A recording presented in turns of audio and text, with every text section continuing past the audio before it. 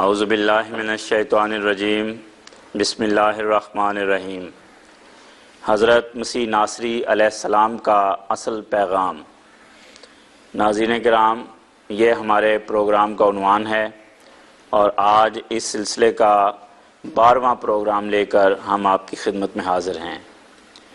اس programme میں ہم مسیحی دنیا کے عقائد پر بات کرتے ہیں، جن نظریات کی حامل آج کی مسیحی دنیا ہے اس کے متعلق گفتگو ہوتی ہے کہ کیا ان کا سورس اور ماخذ حضرت مسیح علیہ السلام کی ذات یا ان کی تعلیمات ہیں یا نہیں ہیں۔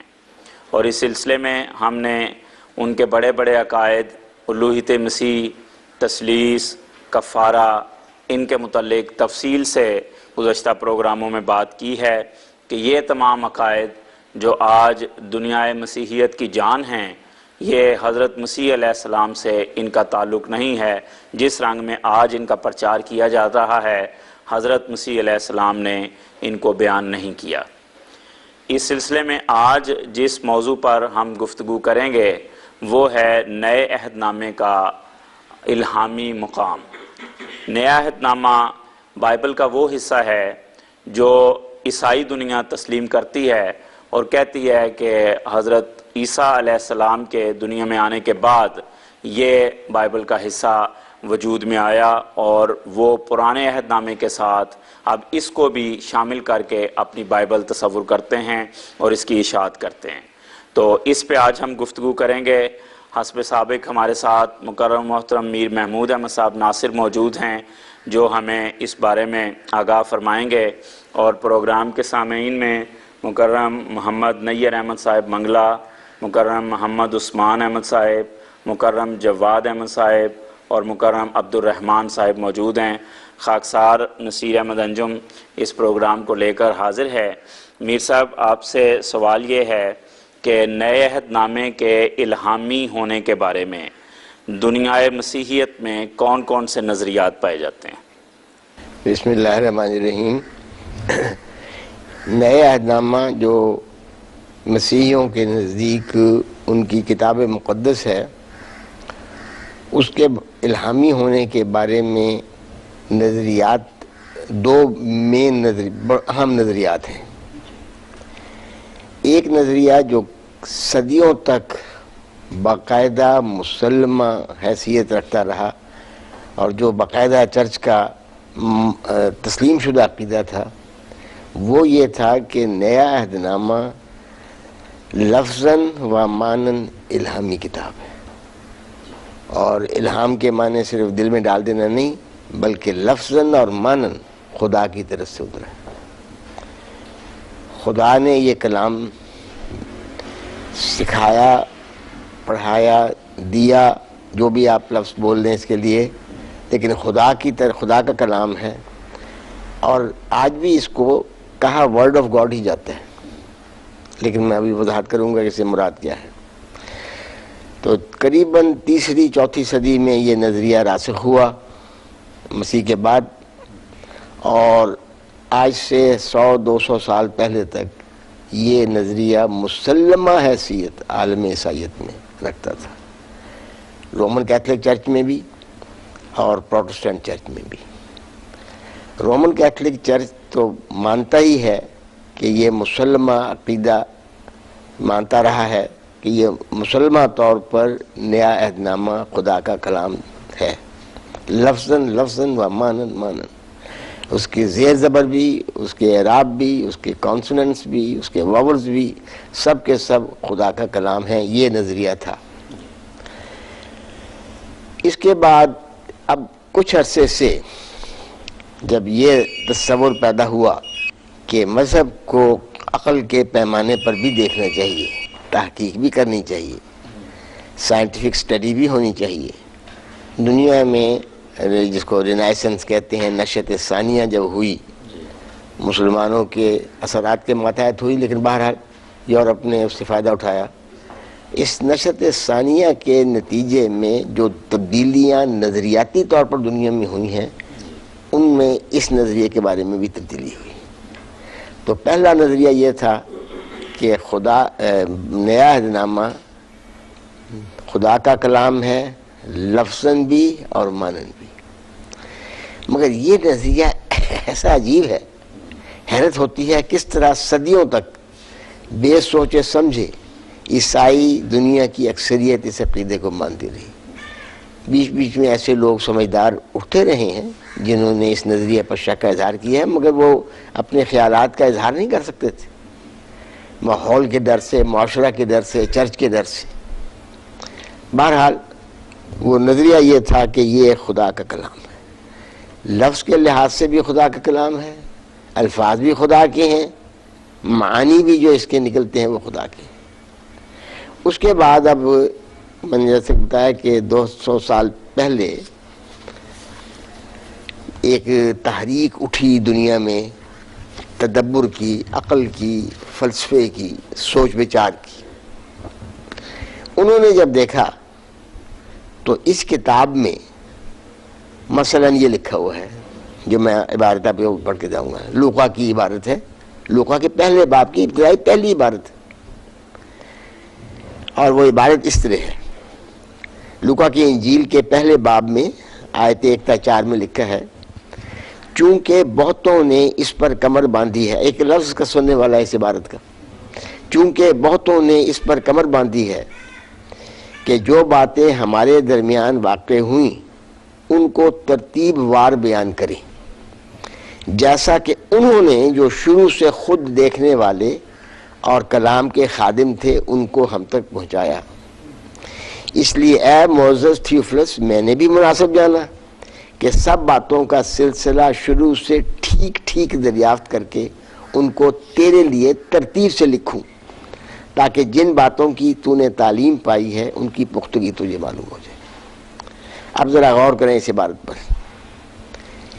یہ عبارت یہ نہیں کہتی کہ یہ کلام خدا کا ہے، نہ لکھنے والا یہ دعویٰ کرتا ہے کہ یہ کلام مجھے خدا کی طرف سے نازل ہوا ہے، بلکہ وہ یہ کہتے ہیں کہ چونکہ کئی اور لوگوں نے اس بات کا ارادہ کیا ہے، کمر باندھی ہے، کہ وہ واقعات جو ہمارے زمانہ میں ہوئے ہیں ان کو معلوم کر کے، ٹھیک ٹھیک معلوم کر کے ترتیب سے لکھیں۔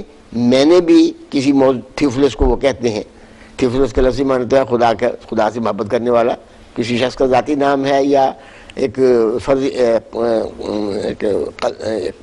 نام ہے اس کے کسی دوست کا یا اس کے کسی بزرگ کا، یہ وضاحت نہیں ملتی، لیکن بہرحال اس لیے اے معزز تھیوفلس، میں نے بھی مناسب جانا کہ سب باتوں کا سلسلہ شروع سے ٹھیک ٹھیک دریافت کر کے ان کو تیرے لیے ترتیب سے لکھوں۔ کن لوگوں سے معلوم کر رہے ہیں؟ اس نے کہتا ہے جو شروع سے خود دیکھنے والے اور کلام کے خادم تھے۔ اب معلوم یہ ہوا کہ نہ صرف یہ کہ لوقا کو یہ ہرگز دعویٰ نہیں کہ یہ کلام خدا کی طرف سے ہے، خدا نے اس کو الہام کیا ہے، بلکہ وہ خود ان باتوں کا عینی شاہد بھی نہیں ہے، اس نے خود یہ واقعات نہیں دیکھے، وہ ان لوگوں سے جنہوں نے وہ واقعات دیکھے تھے ٹھیک ٹھیک دریافت کر کے، پتہ کر کے، پھر ترتیب سے ان کو لکھنا چاہتا ہے۔ اور ساتھ یہ بھی کہتے ہیں کہ اس بات میں اکیلا نہیں ہوں، میں تنہا نہیں ہوں، بلکہ کئی اور لوگوں نے بھی یہ فیصلہ کیا ہے کہ وہ اس کام کو کریں۔ گویا نہ یہ کلام لوقا کے نزدیک الہامی ہے، نہ یہ کلام واحد کلام ہے جو اس موضوع پر لکھا گیا، بہت سارے اور لوگوں نے بھی لکھا ہے۔ کس طرح لکھا ہے؟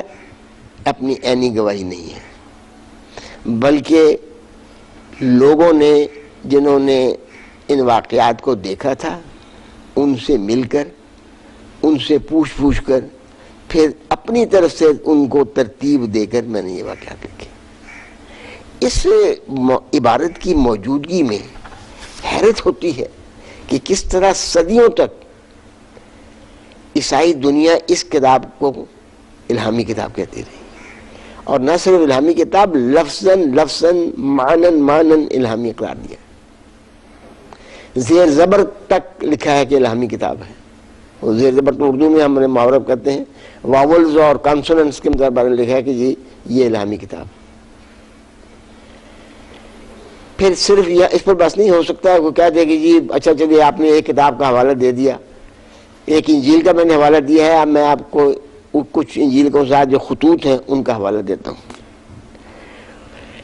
کرنتھیوں کے پہلے خط میں پولوس، جو دراصل آج کل کی عیسائیت کا بانی ہے اور جو دراصل آج ڈومینیٹ کرتا ہے، مسیح کی اقوال کی عزت اور احترام نہیں ہے، یعنی دعویٰ تو نہیں کرتے، وہ کہتے تو نہیں، لیکن عملاً واقعہ یہی ہے جو پولوس کے اقوال کی ہے، کیونکہ وہ آج کل کے عیسائیت کے عقائد سے ملتا جلتا ہے۔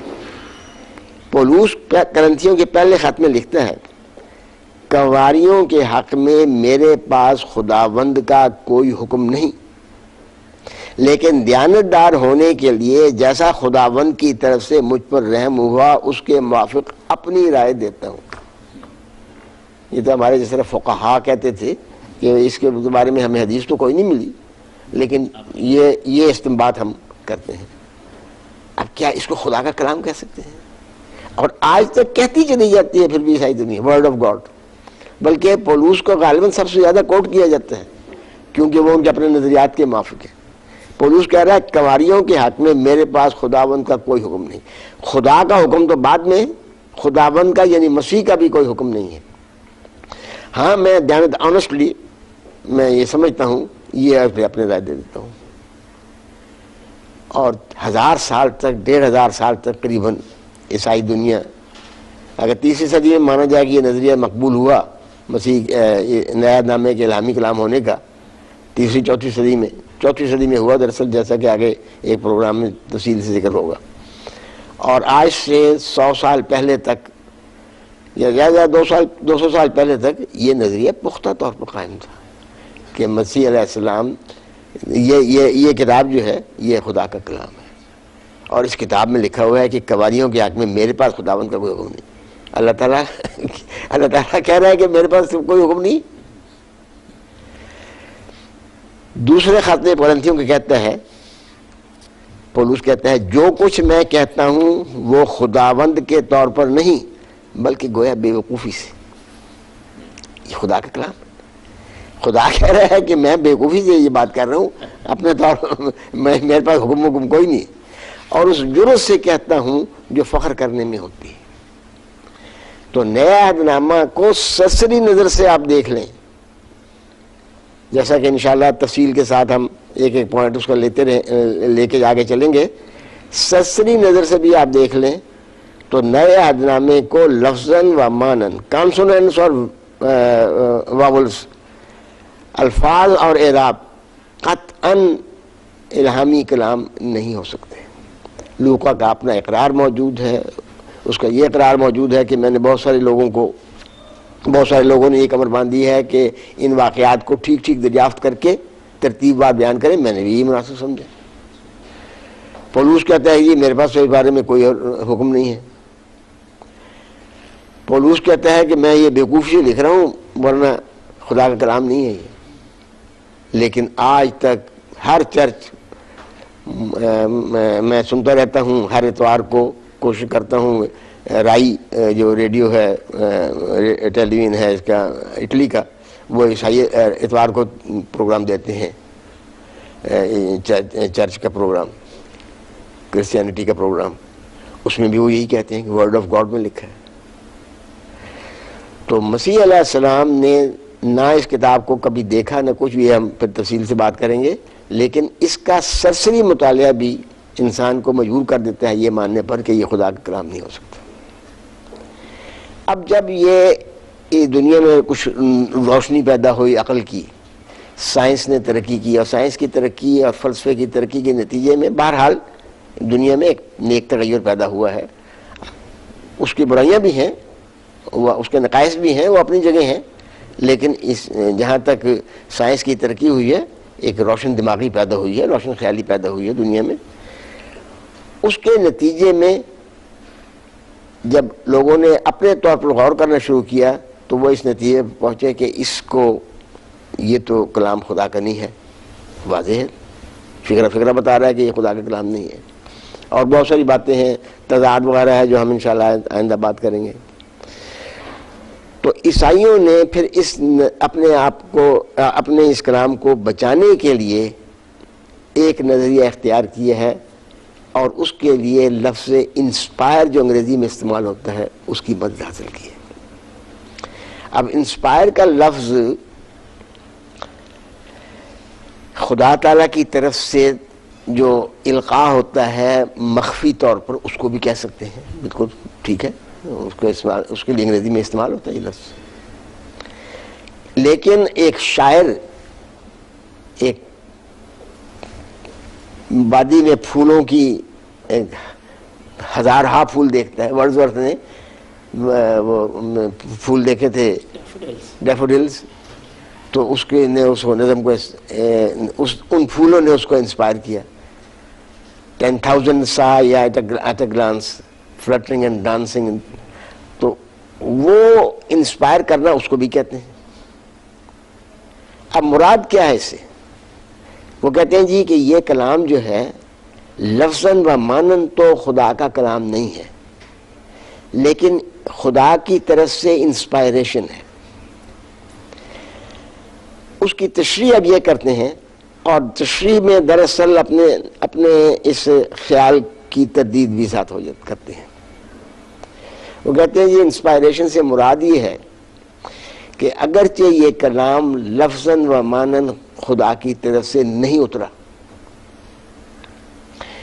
انسانی کلام ہے، انسانوں نے لکھا ہے، ان انسانوں نے لکھا ہے جو تمام انسانی کمزوریاں اور انسانی حد بندیاں اپنے اندر رکھتے تھے، لیکن اس کے باوجود اس کلام میں یہ خوبی ہے کہ جو خدا تعالیٰ کی طرف سے حقیقی تعلیم ہے، اصل تعلیم ہے، وہ اس میں صحیح محفوظ ہے، لیکن انسانی کمزوریاں بھی ہیں، انسانی غلطیاں بھی ہیں، انسانی ٹھوکریں بھی اس میں پائی جاتی ہیں۔ یہ ہے آج کا عیسائی دنیا کا، جو عیسائیت جو مانتے ہیں چرچ والے، ان کا نظریہ ہے۔ ورنہ اب آپ جانتے ہیں کہ ان کے دو بڑے حصے ہیں، جو ایسٹرن آرتھوڈاکس چرچ کا ہمارے سے زیادہ واسطہ نہیں پڑتا، لیکن رومن کیتھولکس اور پروٹسٹنٹ چرچ آپ جانتے ہیں کہ یہ دونوں جب 16ویں صدی میں قریباً پروٹسٹنٹ چرچ الگ ہوئے رومن کیتھولک سے، کیا تھا اس کا نام جی نہیں، مارٹن لوتھر کے زیر اثر، تو اس سے پہلے عیسائیت کے پاس دو گائیڈ موجود تھے، رومن کیتھولک چرچ اور بائبل۔ جب پروٹسٹنٹ لوگوں نے پروٹیسٹ کیا رومن کیتھولک چرچ کے خلاف، تو ظاہر ہے کہ اب ان کے پاس ایک ہی گائیڈ رہ گیا، بائبل۔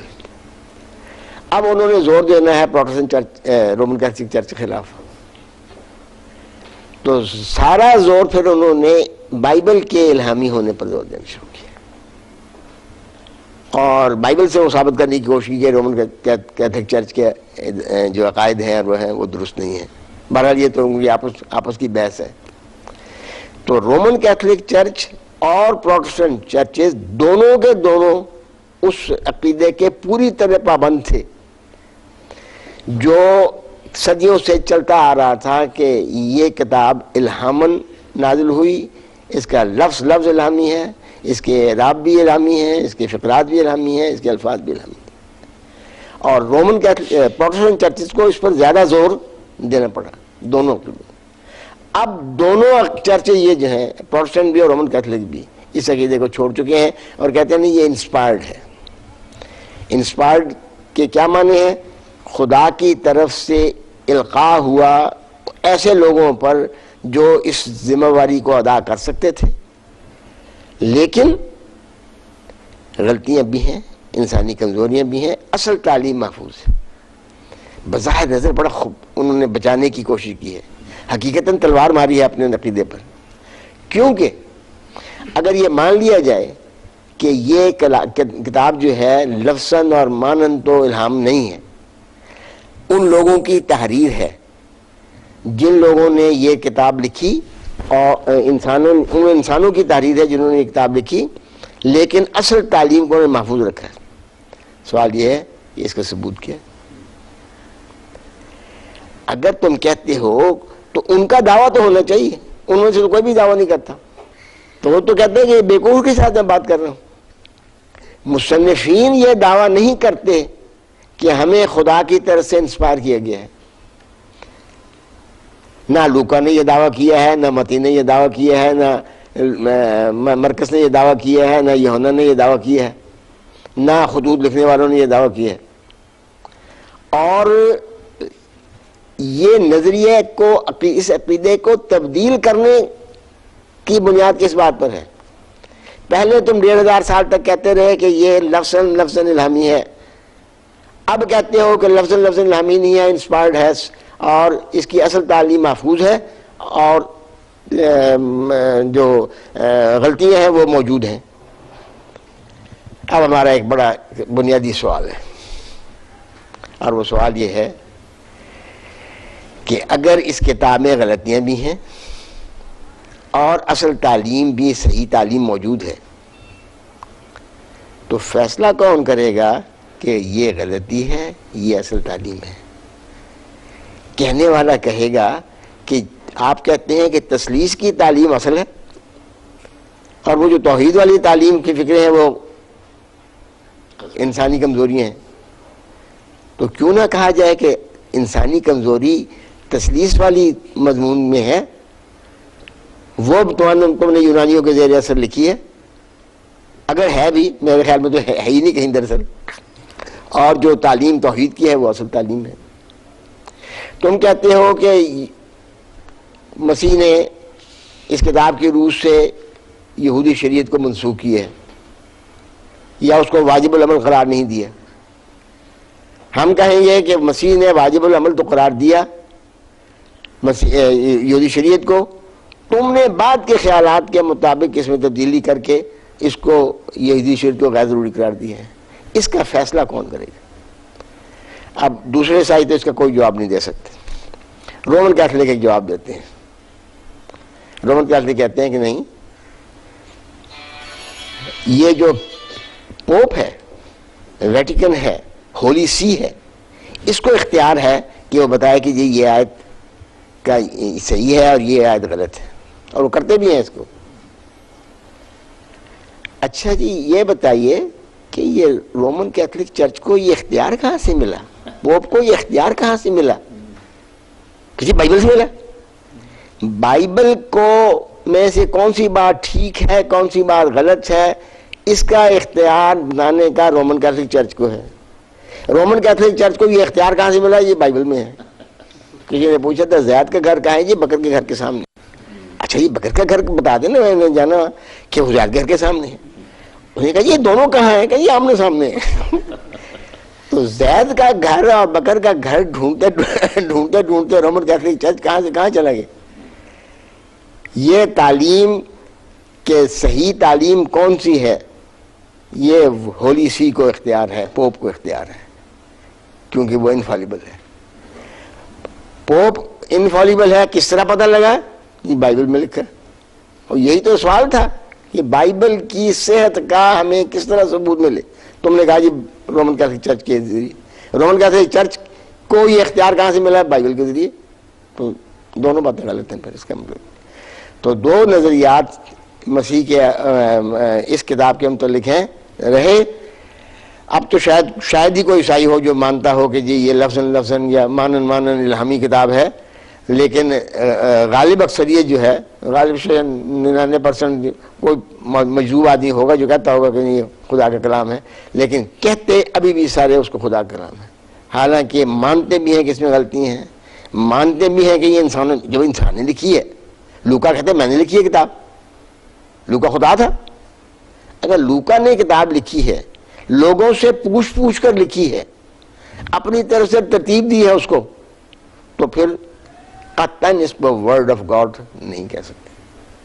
مرزا فیض ضمن میں دو چھوٹے چھوٹے سوال جی کہ ایک تو آپ نے فرمایا کہ یہ نظریہ 4 صدی میں آیا ہے، جی تو پہلی صدیوں میں کیا اس کے متعلق نظریہ؟ اس کے بارے میں انشاءاللہ ایک موضوع آئے گا جس کو کہتے ہیں کیننائزیشن۔ کینن کہتے ہیں کسی کتاب ایک کینن ہے، انگریزی میں 2 لفظ ہیں، یہ غلط فہمی نا، ایک توپ کو کہتے ہیں، وہ اس میں سے ڈبل این ہے، CANON، کینن کہتے ہیں۔ دراصل اردو میں یہ لفظ ایک شکل میں موجود بھی ہے۔ کانا کہتے ہیں ایک لمبی سی چیز کو، ریڈ کو، جس کے ذریعے ماپا جاتا تھا کسی چیز کو، اس سے یہ لفظ چلتے چلتے انگریزی میں کینن کا لفظ ہے، یعنی وہ چیز جس کے ذریعے کسی چیز کی صحت کا معیار ماپا جاتا ہے۔ تو عیسائی چرچ کے لیے، عیسائیوں کے لیے، چونکہ یہ کتاب ان معنوں میں فٹے کی حیثیت رکھتی ہے، کانے کی حیثیت رکھتی ہے جسے ماپا جاتا ہے، اس لیے اس کو کینن کہتے ہیں۔ تو اس کی جب ہم کیننائزیشن کی تاریخ پڑھیں گے تو بہت ساری باتیں پھر سامنے آئیں گی۔ اور دوسرا یہ میں پوچھنا چاہتا تھا کہ آپ نے فرمایا کہ غالب اکثریت ہٹ چکی ہے، کیا آفیشیلی بھی اس عقیدہ کی تردید چرچ؟ آفیشیلی کہا جاتا ہے اس کو ورڈ آف گاڈ ہی، لیکن پوپ کا اپنا فتویٰ موجود ہے، میں پڑھ کر سنا دوں گا کہ اس کتاب میں غلطیاں ہیں، اور ایک فن ہے کریٹیکل ٹیکسچول کریٹیسزم، اس کے ذریعے اس کی تصحیح کی جا سکتی ہے۔ تو باوجود اس کے کہ ایک زبان سے کہہ رہے ہوتے ہیں کہ یہ اس میں غلطیاں ہیں، دوسری زبان اسی وقت دوسرے سوال میں کہہ رہے ہوتے ہیں کہ جی لیکن یہ خدا کا کلام ہے۔ تو یہ تو کہتے ہیں نا انگریزی میں کہ گرم اور سرد ایک وقت میں منہ سے نکال رہے ہیں، تو نہ یہ کلام ہے خدا کا، نہ ہی یہ غلطیوں سے پاک ہے، غلطیاں بھی ہیں اس میں، آپ خود تسلیم کرتے ہیں، اور خدا کا کلام پھر اس کو کہتے چلے جاتے ہیں۔ خدا میں اگر غلطیاں ہیں تو پھر ٹھیک ہے، ورنہ تو یہ کتاب خدا کا کلام نہیں کہلا سکتی۔ بہت شکریہ، جزاکم اللہ محترم میر صاحب، آپ شرکاء کا بھی شکریہ۔ ناظرین کرام، آج ہم نے بائبل کے الہامی مقام کے بارے میں گفتگو کی ہے۔ اسی گفتگو کو لے کے ہم دوبارہ بھی حاضر ہوں گے۔ اگلے پروگرام تک کے لیے ہمیں اجازت دیجیے۔ اللہ حافظ۔